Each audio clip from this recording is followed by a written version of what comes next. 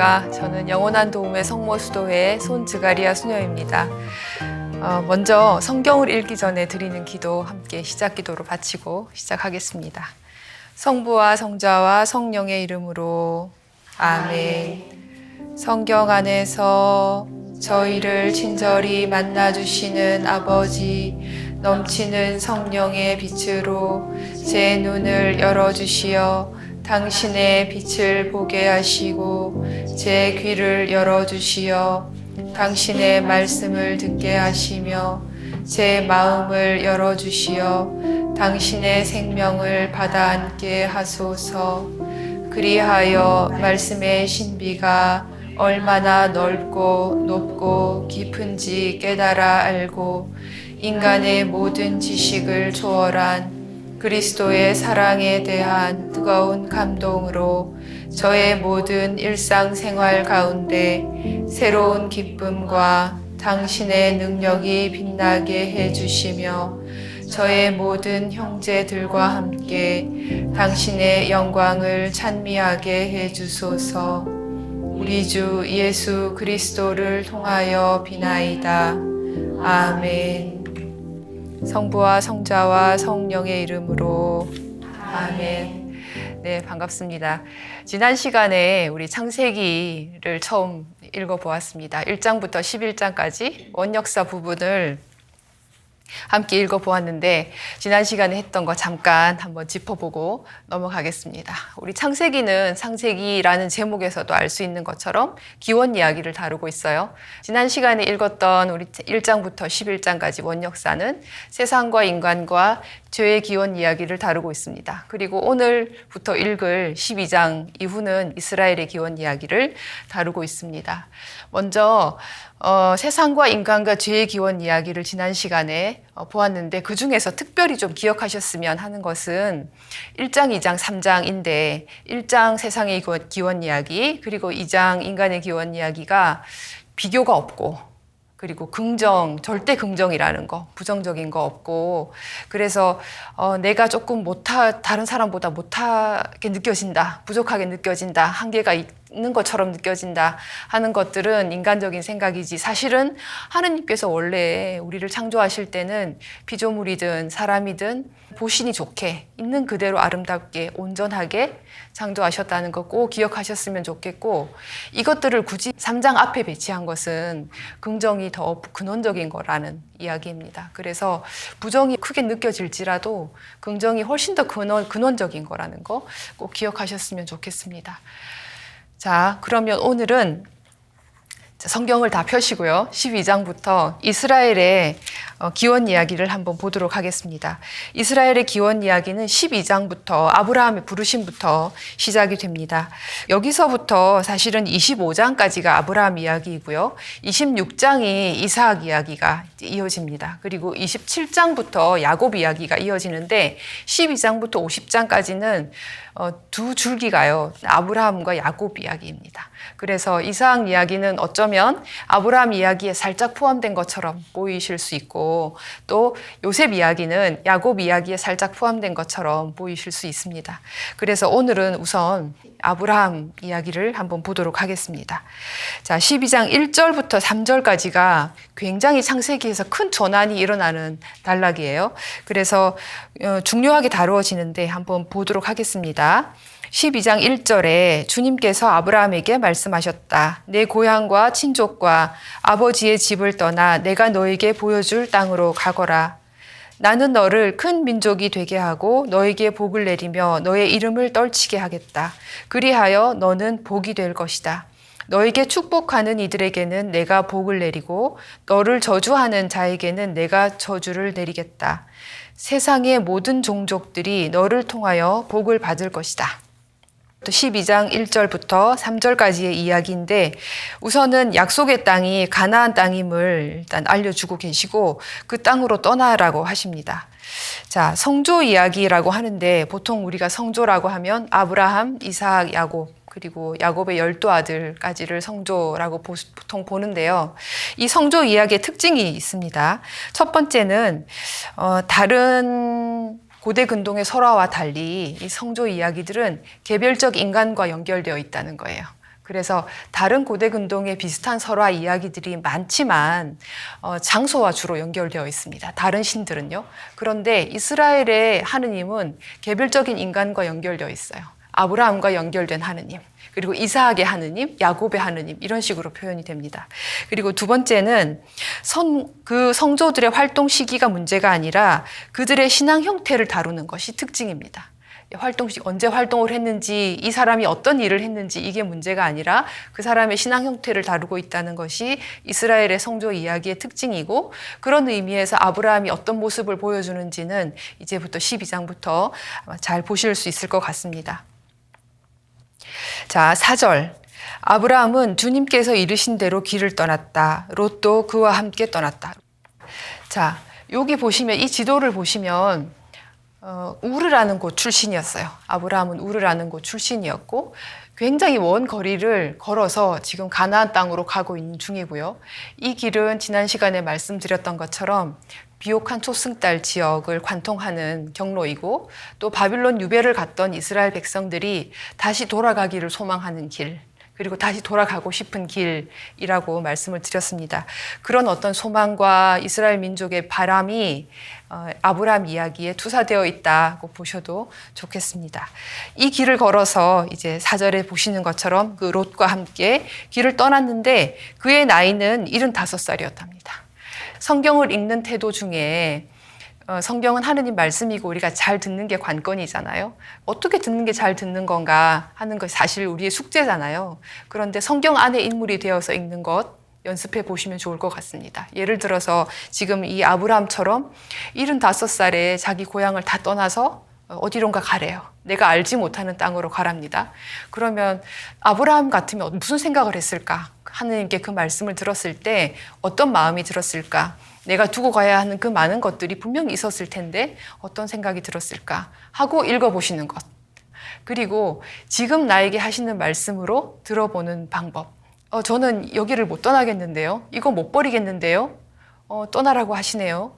이렇게 읽어보시는 거예요. 그래서 성경을 잘 읽는 방법이고, 나아가서 하느님 말씀을 잘 들어보는 방법이 되겠습니다. 아브라함의 입장이 되어서 한번 읽어보시면 좋을 것 같습니다. 그렇게 아브라함은 우르를 떠나서 가나안 땅에 이르렀다고 되어 있습니다. 5절에. 자, 7절. 주님께서 아브라함에게 나타나 말씀하셨다. 내가 이 땅을 너의 후손에게 주겠다. 이제 가나안 땅을 아브라함의 후손에게 주겠다라고 말씀을 하셨는데, 8절에 보시면 아브라함이 베텔이라는 곳에서 하느님께 제단을 쌓는 장면이 나옵니다.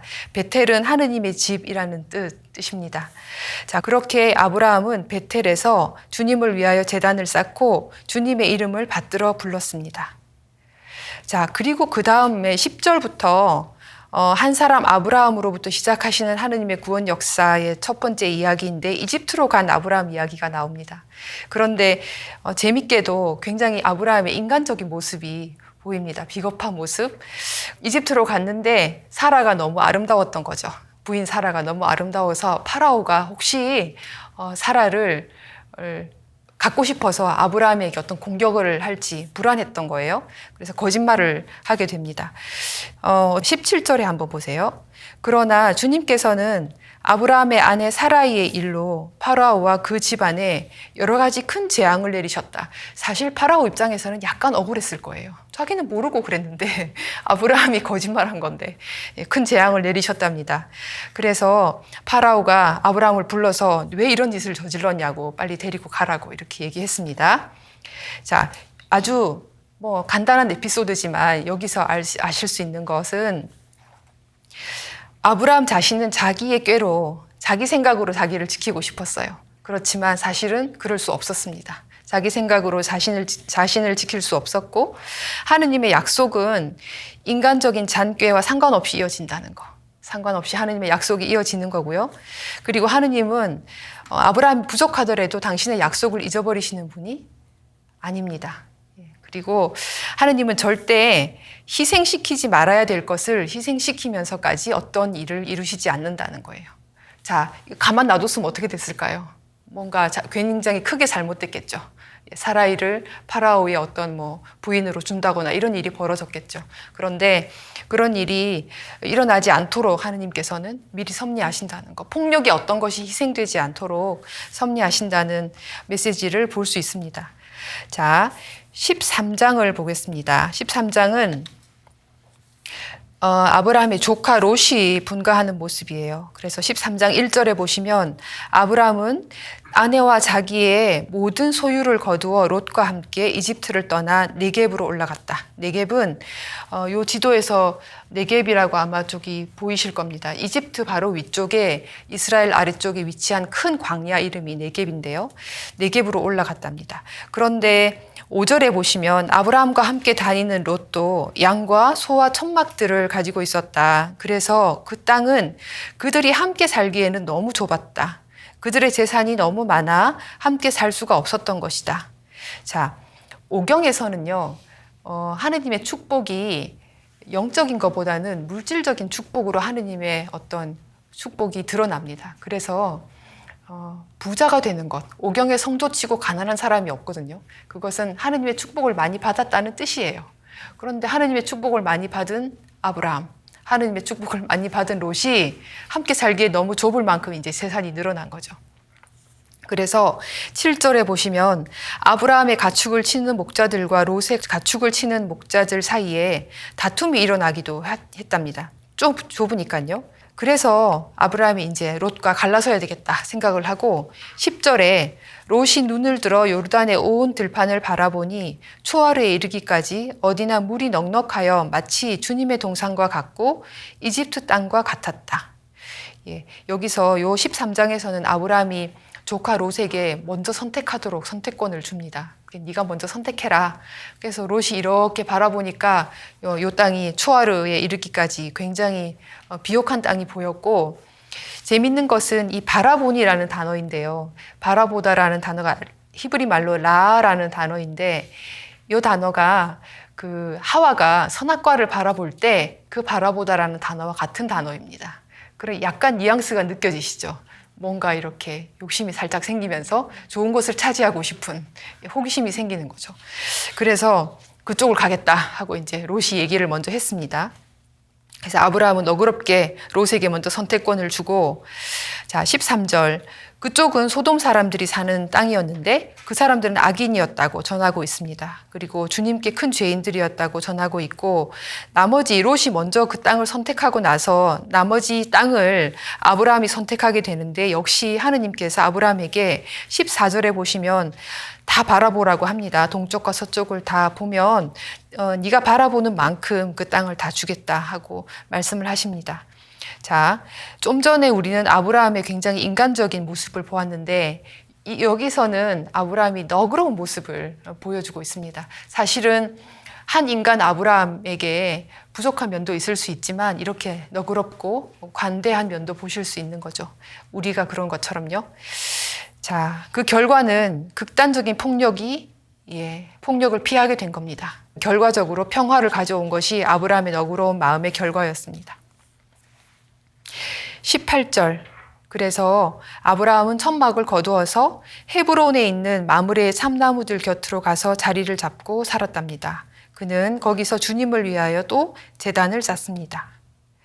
자, 이렇게 13장이 마무리되고 14장은 아브라함에 대한 묘사인데 한 3가지 정도 아브라함에 대한 묘사가 있습니다.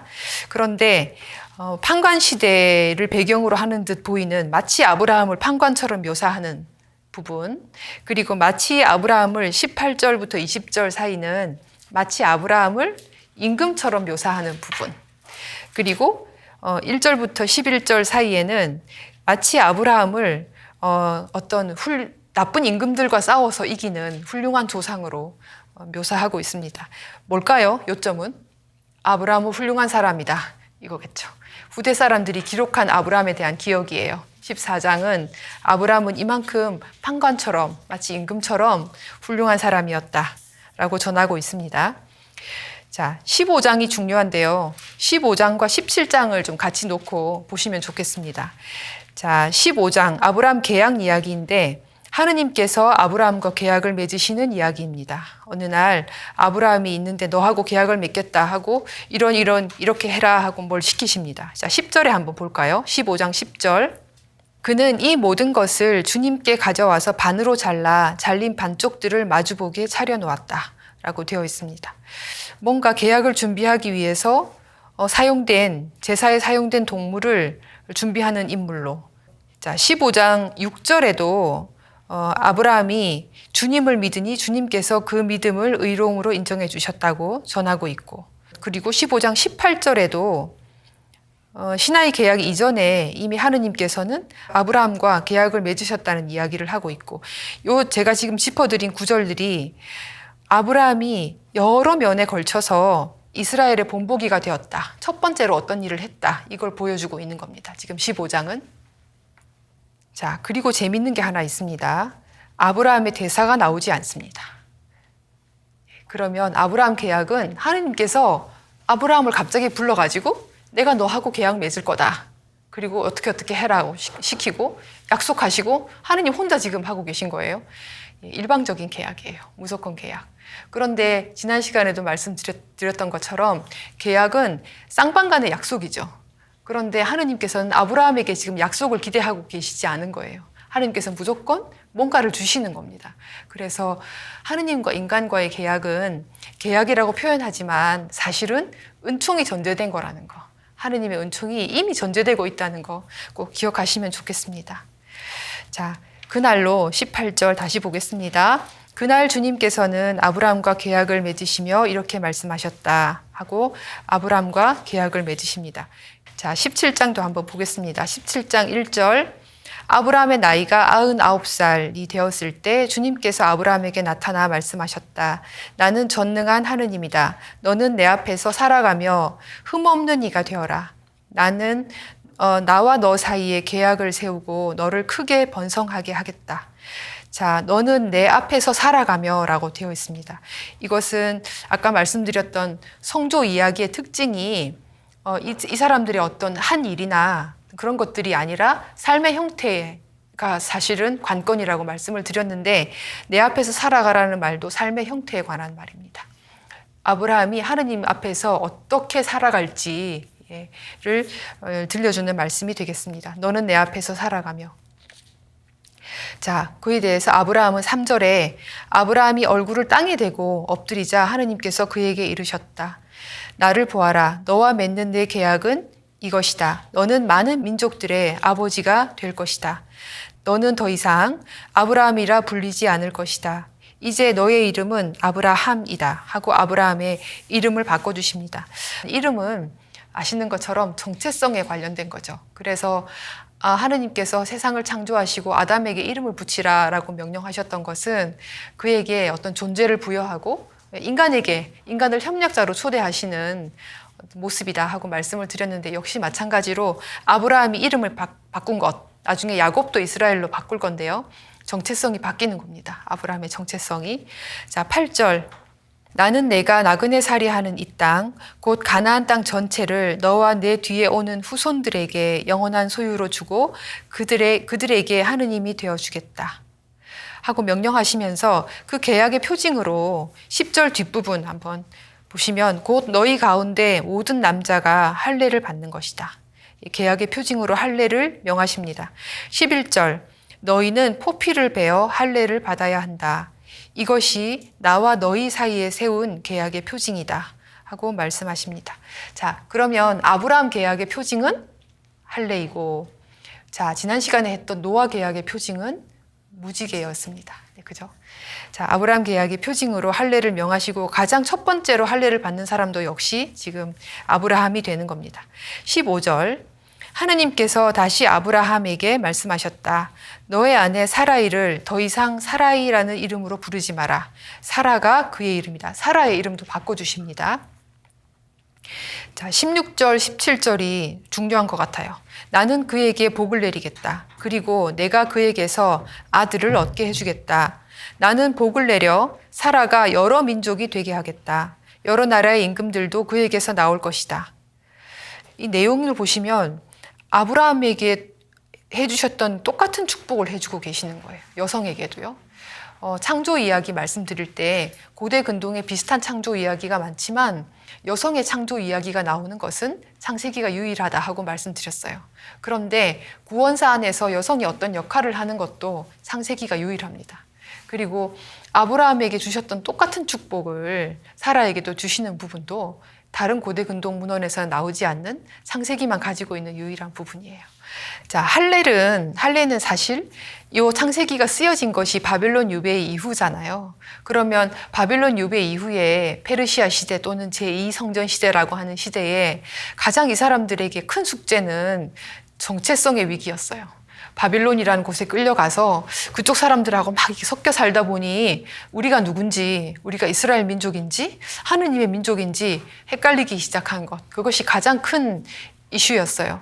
그런데 그걸 회복하는 것이 가장 큰 숙제였고, 그래서 그 관점으로 지금 창세기를 쓴 것인데, 그렇게 본다면 이 할례는 다른 민족하고 우리하고 달라라는 것을 보여주는 표징이 되겠죠. 아브라함 계약의 표징이지만 이 창세기를 정리했던 사람들의 입장에서 보면 할례는 다른 민족과 우리, 특별히 바빌론 민족과 우리를 구분해주는 표징이 되는 겁니다. 이런 사인들이 창세기에 여러 군데가 있는데 이 17장의 할례 부분도 그렇고 24장, 28장에 꼭 자기네 동족하고 혼인하라고, 이방인하고 절대 혼인하면 안 된다는 당부를 합니다. 24장, 28장에 역시 마찬가지로 다른 민족과 우리는 달라, 우리는 이스라엘 민족이야 라는 걸 강조하는 부분이 되겠습니다. 23장도 마찬가지예요. 자기 땅에 꼭 묻히기를 원하는 이스라엘 사람들의 어떤 소망이 반영되어 있는 단락인데 이 부분도 역시 다른 민족과 구분되는 우리를 드러내 보여주기 위한 본문이 되겠습니다. 자, 이렇게 15장, 17장 아브라함 계약 이야기를 보셨고 우리가 중간에 넘어갔던 16장을 다시 보겠습니다. 16장은 사실은 15장과 17장이 아브라함 계약인데 그 사이에 딱 끼어있는 단락입니다. 흐름을 끊으면서요. 끼어있는 단락이에요. 자, 하가르 이야기입니다. 16장 1절. 아브라함의 아내 사라이는 그에게 자식을 낳아주지 못하였다. 사라이에게 이집트인 여종이 하나 있었는데 그 이름이 하가르였어요. 그래서 하가르를 아브라함에게 주어서 난 아들이 이스마엘이 되겠습니다. 그런데 문제는 이 하가르가 임신을 하게 되자 자기 여주인을 이제 약간 업신여기게 된 겁니다. 그래서 사라이가 가만히 있겠어요. 굉장히 기분이 나빴겠죠. 그래서 하가르를 쫓아내는 이야기가 16장이에요. 16장 4절부터 한번 볼까요? 그가 하가르와 한 자리에 들자 그 여자가 임신하였다. 그 여자는 자기가 임신한 것을 알고서 제 여주인을 업신여겼다. 그래서 말하자면 아브라함에게 사라이가 얘기했습니다. 6절. 아브라함이 사라이에게 말하였다. 여보, 당신의 여종이니 당신 손에 달려있지 않소. 당신 좋을 대로 하구려. 그리하여 사라이가 하가르를 구박하니 하가르는 사라이를 피하여 도망쳤다. 집안에 분란이 일어나게 된 겁니다, 지금.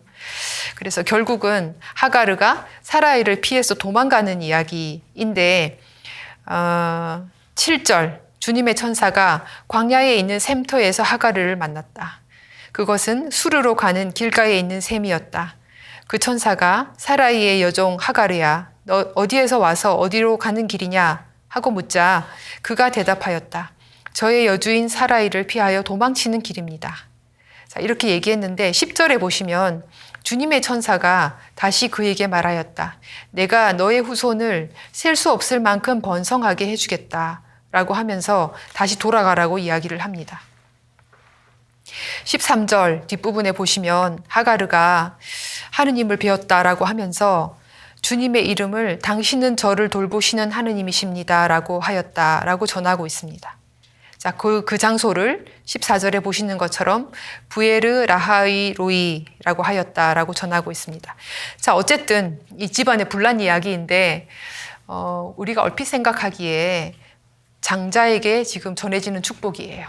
주류는 어떻게 보면 사라이예요. 그런데 하느님께서는 누구도 내치지 않으신다. 하가르도 내치지 않으십니다. 그리고 이스마엘에게도 큰 민족을 이루어 주겠다고 약속하시고 실제로 이스마엘의 후손이 무슬림이 되는 거잖아요. 이슬람이 되는데 어마어마하게 큰 민족이 되잖아요. 축복을 충분히 내려주시고, 그래서 하가르의 하느님을 좀 생각하시면서 주류만의 하느님이 결코 아니시다 하는 거 기억하셨으면 좋겠고, 특히 16장이 15장과 17장 사이에 있는 이유는 누가 아브라함 집안의 정통성을 이을 것인가에 대한 답이에요. 이삭이 정통성을 이을 것이다. 하가르가 정통은 아니다. 그러나 그 주류가 아닌 하가르와 이스마엘도 하느님께서는 돌보신다. 모든 민족들의 하느님이시다. 주님은 라는 뜻입니다. 자, 그러면 18장을 한번 보겠습니다. 주님께서 아브라함에게 나타나시는 이야기입니다. 자, 새 천사 이야기로 많이 알려져 있는데, 아브라함이 어느 날 마므레의 참나무들 곁에서 앉아 있는데 새 천사가 나그네 모습으로 나타났습니다. 아브라함은 한창 더운 대낮에 천막 어귀에 앉아 있었다. 그가 눈을 들어보니 자기 앞에 세 사람이 서 있었다라고 되어 있습니다. 자, 3절에 아브라함이 말합니다. 제가 날이 눈에 든다면 부디 이 종을 그냥 지나치지 마십시오. 이스라엘 민족은 유목민이잖아요. 유목민들에게 나그네를 환대하는 것은 굉장히 중요한 덕목이었다고 합니다. 그래서 아브라함은 천사를 그냥 보내지 않고 자기네 집에 오라고 이렇게 초대를 하는 겁니다. 그리고 극진히 아주 나그네를 환대합니다. 그런데 아이가 없는 걸 알고 지금 그 나그네들이 하는 이야기가 그렇습니다. 자, 10절에 한번 볼까요? 18장 10절. 내년 이때에 내가 다시 반드시 너에게 돌아올 터인데 그때에는 너의 아내 사라에게 아들이 있을 것이다. 사라는 아브라함의 등 뒤 천막 어귀에서 이 말을 듣고 있었다. 그런데 사라는 이미 할머니였어요. 아브라함도 할아버지고. 그런데 아이가 있겠다고 하니 우스운 거죠. 그래서 무슨 망측하여라 하면서 혼자 웃고 있는 장면이에요. 12절. 그래서 사라는 속으로 웃으면서 말하였다. 이렇게 늙어버린 나에게 무슨 육정이 일어나랴. 내 주인도 이미 늙은 몸인데 하고 이야기를 했습니다. 자, 실제로 1년 뒤에 실제로 사라는 아들을 낳게 되고 그 아들 이름이 이삭이잖아요. 이삭은 웃음과 연관되어 있는 단어입니다. 이 사라가 믿지 못해서 웃었던 웃음, 그리고 정말 이삭을 얻으면서 하느님께서 나에게 웃음을 주셨구나 했던 그 웃음의 의미를 포함해서 이삭의 이름을 웃음으로 짓게 됩니다. 자, 그 후에 아브라함이 지금 롯과 갈라졌잖아요. 그런데 소돔을 위하여 비는 장면이 나옵니다. 소돔과 고모라 이야기로 유명한 이야기인데 18절 한번 볼까요? 18장 18절. 아브라함은 반드시 크고 강한 민족이 되고 세상 모든 민족들이 그를 통하여 복을 받을 것이다. 19절. 내가 그를 선택한 것은 그가 자기 자식들과 뒤에 올 자기 집안에 명령을 내려 그들이 정의와 공정을 실천하여 주님의 길을 지키게 하고 그렇게 하여 이 주님이 아브라함에게 한 약속을 그대로 이루려고 한 것이다. 20절. 이어 주님께서 말씀하셨다. 소돔과 고모라에 대한 원성이 너무나 크고 그들의 죄악이 너무나 무겁구나. 이제 내가 내려가서 저들 모두가 저지른 짓이 나에게 들려온 그 원성과 같은 것인지 아닌지를 알아보아야겠다. 아까 롯과 나누어질 때, 갈라설 때 소돔인들이 죄인이었다고 이미 일러줬었어요. 힌트를 줬었어요. 그런데 지금 그 소돔과 고모라에 대한 원성이 너무 크다고 하시면서 이제 벌해야 되겠구나 하고 하느님께서 말씀하시는 겁니다. 그 이야기를 듣고 아브라함이 지금 소돔을 위해서 하느님께 말하자면 좋게 말하면 기도이고 나쁘게 말하면 흥정을 하는 중입니다.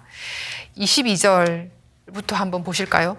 그 사람들은 거기에서 몸을 돌려 소돔으로 갔다. 그러나 아브라함은 주님 앞에 그대로 서 있었다고 하면서 24절에 50명만 있다면 어떻게 용서해 주시면 안 될까요?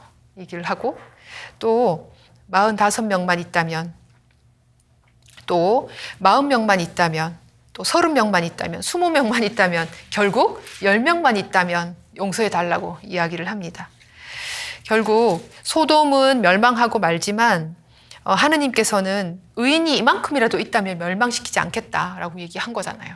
그래서 여기서 우리가 뵐 수 있는 하느님의 모습은 의인과 악인을 하느님은 동시에 멸망시키지 않으신다예요.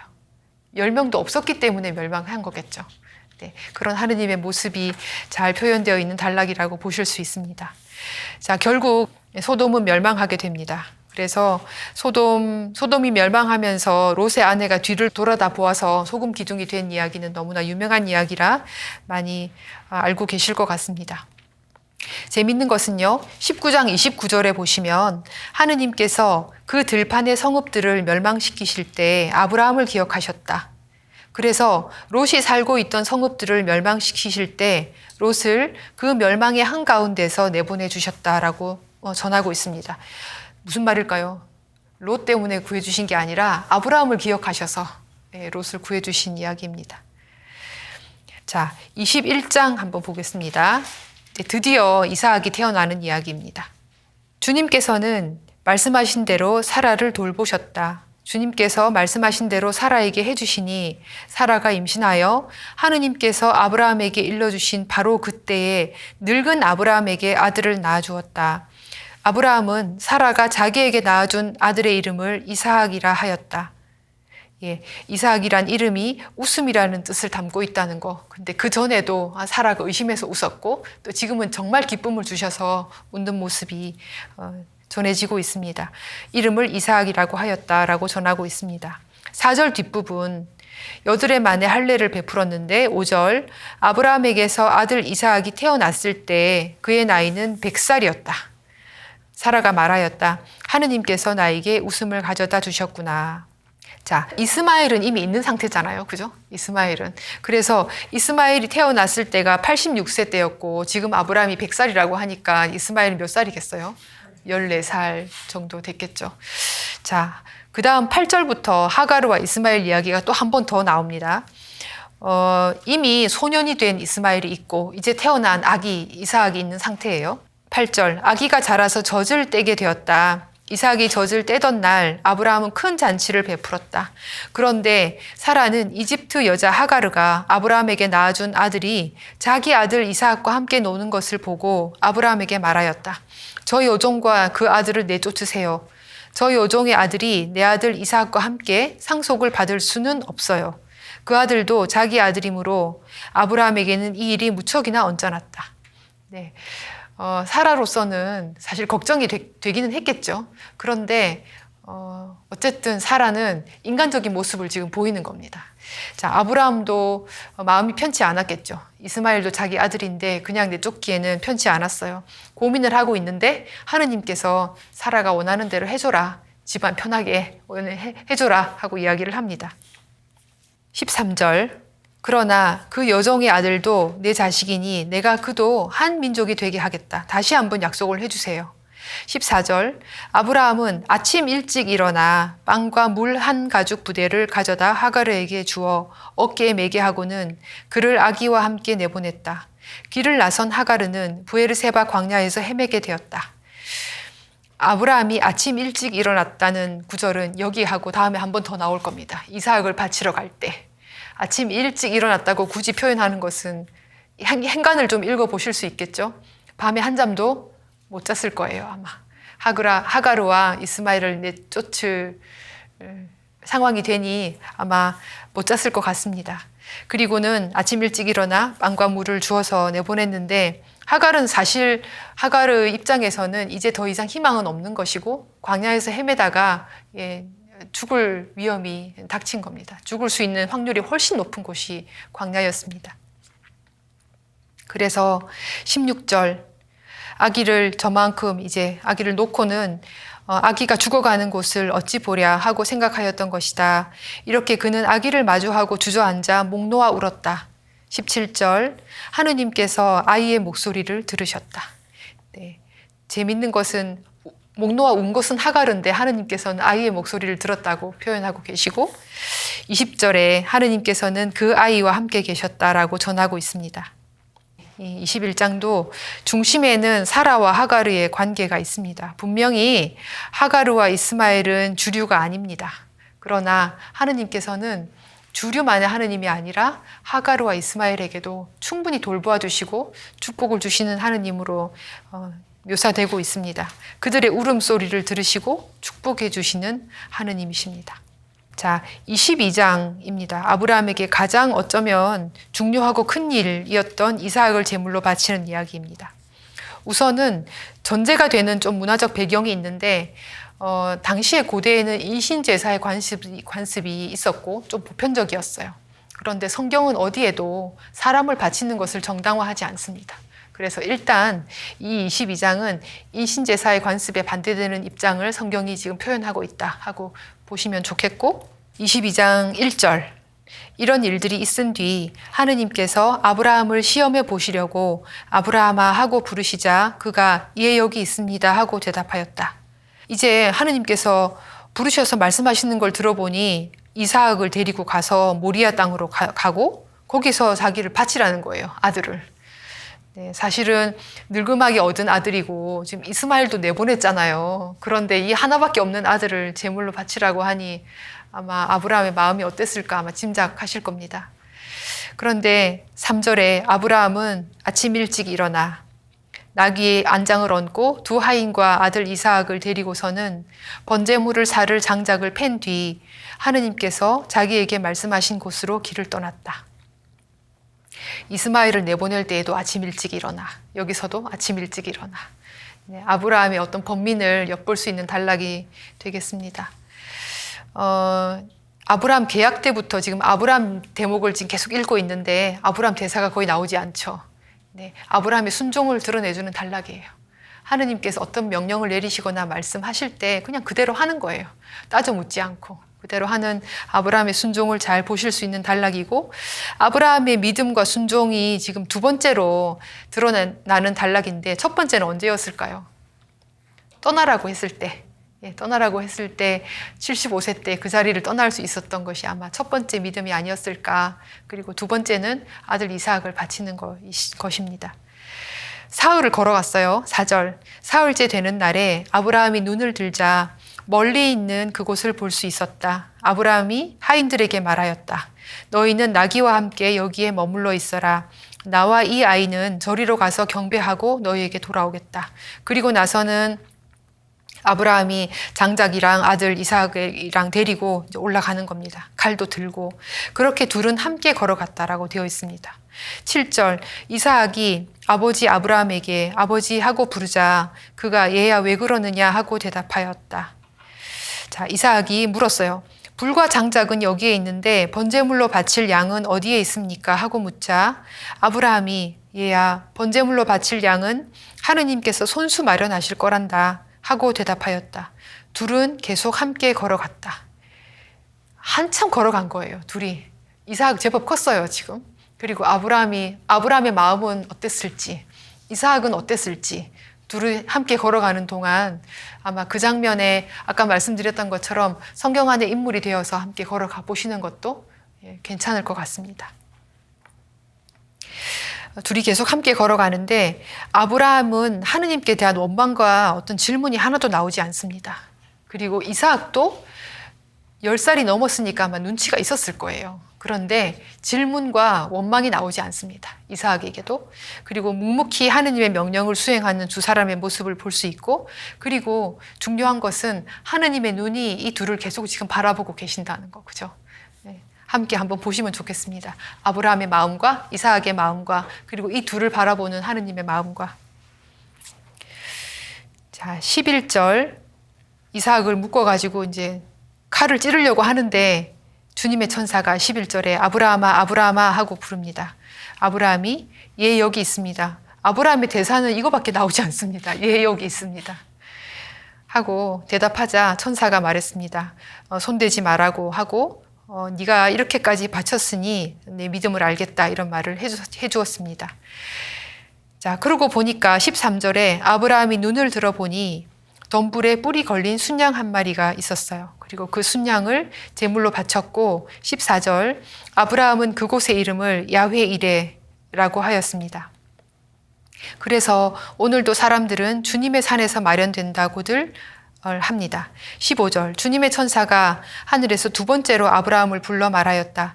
나는 나 자신을 걸고 맹세한다. 주님의 말씀이다. 내가 이 일을 하였으니 곧 너의 아들 너의 외아들까지 아끼지 않았으니 나는 너에게 한껏 복을 내리고 내 후손이 하늘의 별처럼 바다의 모래처럼 한껏 번성하게 해주겠다. 18절 내가 나에게 순종하였으니 세상의 모든 민족들이 너의 후손을 통하여 복을 받을 것이다. 12장 1절부터 3절까지 해주셨던 약속을 다시 한번 반복하고, 그리고 꼭 기억하셔야 될 것은 아브라함 개인에게 축복해 주시는 것이 아니라 아브라함을 통해서 세상 모든 민족에게 복을 주신다는 말씀을 꼭 기억하시면 좋겠습니다. 자, 22장의 의미, 아브라함에게는 아마 큰 시련이었을 텐데, 이스라엘의 수많은 사람 중에 하느님을 경외한 첫 번째 사람으로 지금 아브라함이 소개가 되고 있는 겁니다. 그리고 아브라함에게 어쩌면 이것은 일생일대의 엄청나게 큰 시련이었을 겁니다. 자기 자식을 바쳐야 되는 큰 시련이었을 텐데, 그리고 이것은 어쩌면 앞으로 이스라엘 사람들이 겪어야 되는 시련의 시작일 수도 있겠습니다. 지금 이스라엘 사람들이 창세기를 정리하고 있는 이 시점은 바빌론 유배 이후에 가장 절망적인 상황에서 이 창세기를 정리하고 있는 중이에요. 그러니 앞으로 어떤 일이 펼쳐질지 어쩌면 아브라함보다 더 어려운 일이 펼쳐질 수도 있는 거죠.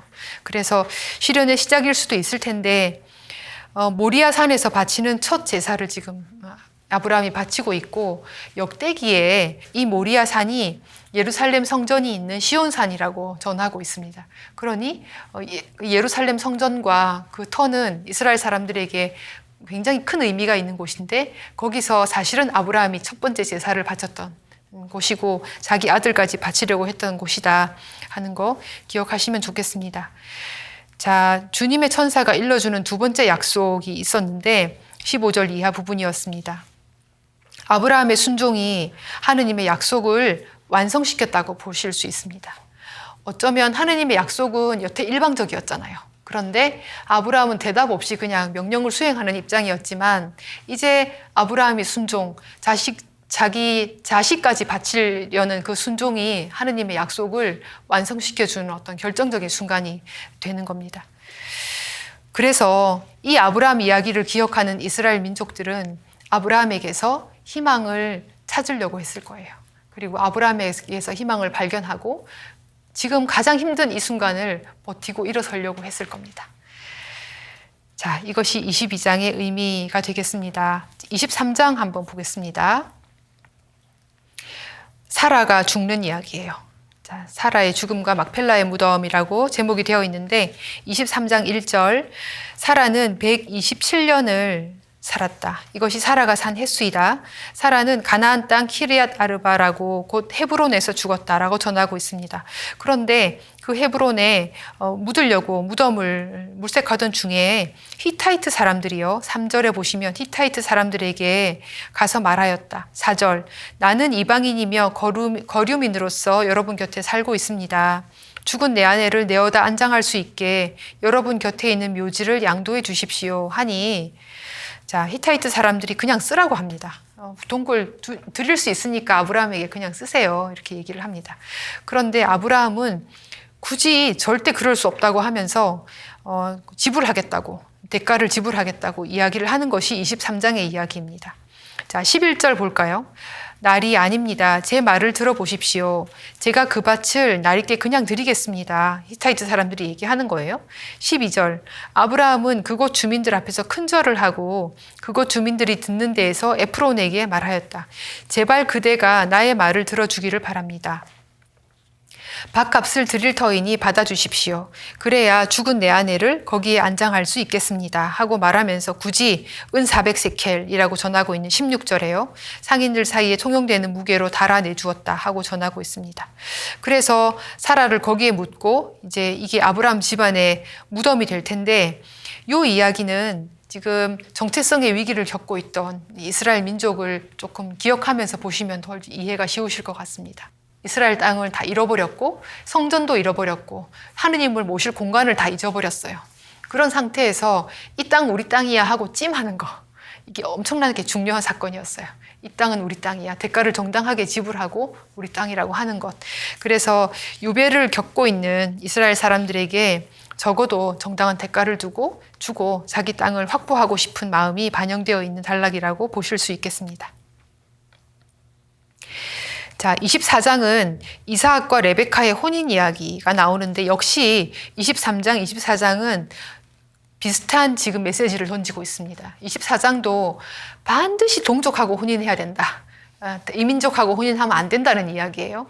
그래서 유배 이후에 정체성의 위기를 겪고 있던 이스라엘 사람들이 지키고 싶었던 것, 우리 민족의 정체성, 어떤 순수성 이런 것들을 지키고 싶은 어떤 원의가 반영되어 있다고 보실 수 있고, 이삭의 어떤 배우자를 찾고 있는데 반드시 자기 집안에서 찾고 있는 모습, 그래서 레베카라는 여인을 만나는 이야기가 24장에 나옵니다.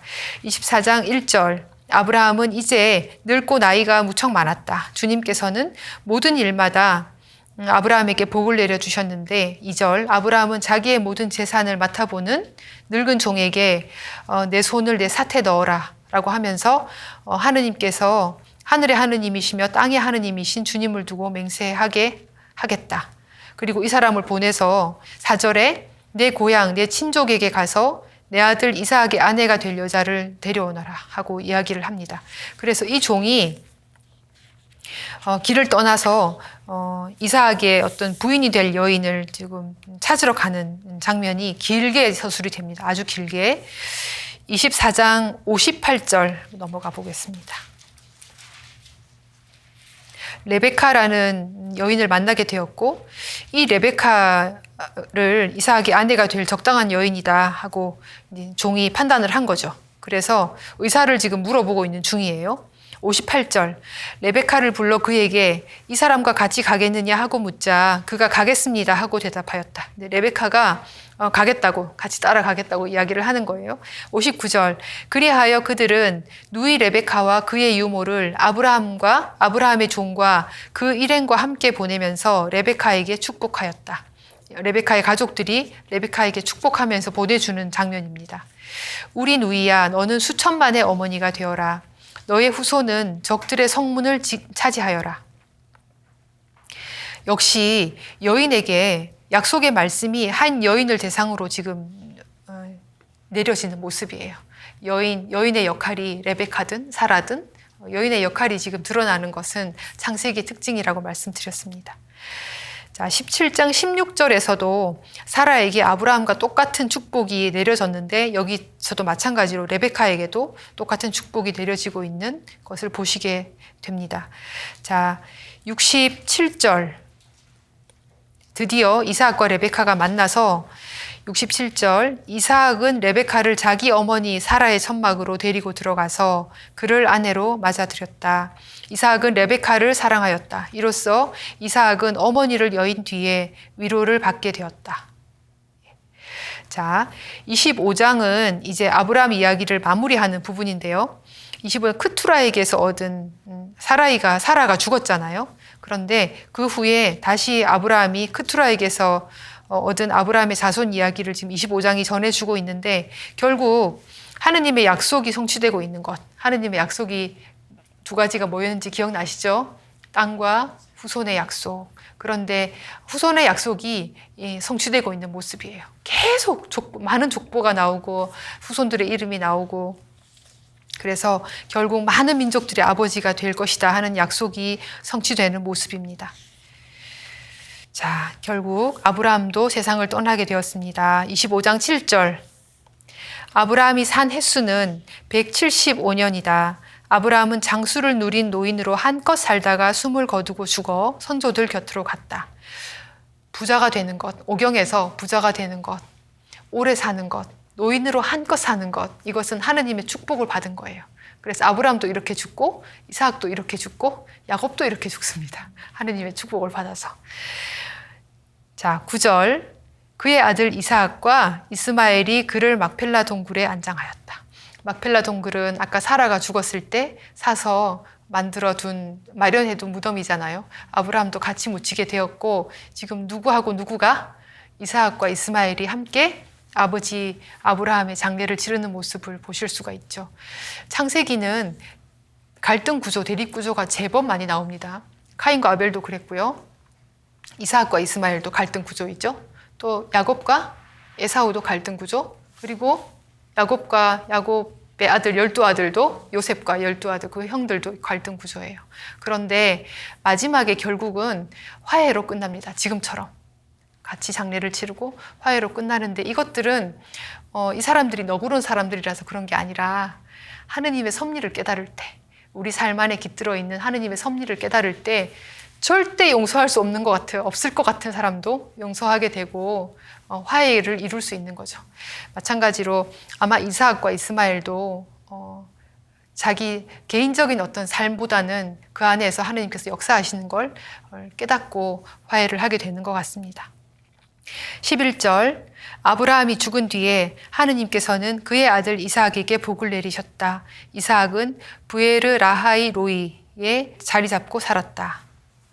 자, 이렇게 전하고 있고, 그 이후에 이스마엘의 족보, 그리고 19절부터 에사우와 야곱이 태어나는 거 족보, 다 하느님의 축복이 지금 계속 성취되고 있는 모습을 보실 수 있습니다. 특별히 이스마엘의 족보는 이스마엘 비주류, 쫓겨난 비주류입니다. 말하자면. 그렇지만 하느님께서 큰 민족으로 만들어 주시겠다고 하는 약속이 성취되고 있는 순간입니다. 자, 19절, 아브라함의 아들 이삭의 역사는 이러하다 하면서 아브라함은 이삭을 낳았고 이삭은 나이 40에 팟단 아람에 사는 아람 사람 부투엘의 딸이며 아람 사람 라반의 누이인 레베카를 아내로 맞이하였다 하면서 지금 야곱이 태어나는, 에사우와 야곱이 태어나는 이야기를 전하고 있습니다. 23절 한번 볼까요? 주님께서 그에게 대답하셨다. 너의 뱃속에는 두 민족이 들어있다. 두 결애가 내 몸에서 나와 갈라지리라. 한 결애가 다른 결애보다 강하고 형이 동생을 섬기리라. 예, 레베카가 아이를 낳았는데 쌍둥이를 낳은 거예요. 그래서 쌍둥이가 하나는 야곱이었고 하나는 에사우였고, 25절에 보시면 선둥이가 나왔는데 살같이 붉고 온몸이 털투성이라 그의 이름을 에사우라고 했고, 26절에 이어서 동생이 나왔는데 그의 손이 에사우의 발꿈치를 붙잡고 있어가지고 그의 이름을 야곱이라고 했다라고 전하고 있습니다. 27절에 얘들이 자라서 에사우는 솜씨 좋은 사냥꾼으로 들사람이 되었고 야곱은 온순한 사람으로 천막에서 살았어요. 그리고 이삭은 에사우를 더 사랑했고 엄마 레베카는 야곱을 더 사랑했다고 전하고 있습니다. 자, 여기까지 하고요. 오늘 시간은 마무리하겠습니다. 자, 에사우와 야곱이 태어난 이야기, 그리고 그 이후에 하느님의 섭리가 어떻게 이어질지 다음 시간에 다시 만나 뵙고 말씀 나누도록 하겠습니다. 자, 마침 기도하겠습니다. 성부와 성자와 성령의 이름으로 아멘. 아브라함을 부르시고 장차 보여줄 땅으로 떠나라 하신 주님, 저희도 삶 안에서 당신의 부르심에 용기 있게 응답하고 순종할 수 있는 용기를 주시고 당신의 약속에 대한 믿음이 저희들의 매 순간을 밝혀주게 하소서. 우리 주 그리스도를 통하여 비나이다. 아멘. 영원한 도움의 성모님, 저희를 위하여 빌어주소서. 성 요셉, 저희를 위하여 빌어주소서. 한국의 모든 순교자, 저희를 위하여 빌어주소서. 성부와 성자와 성령의 이름으로 아멘. 네, 수고 많으셨습니다.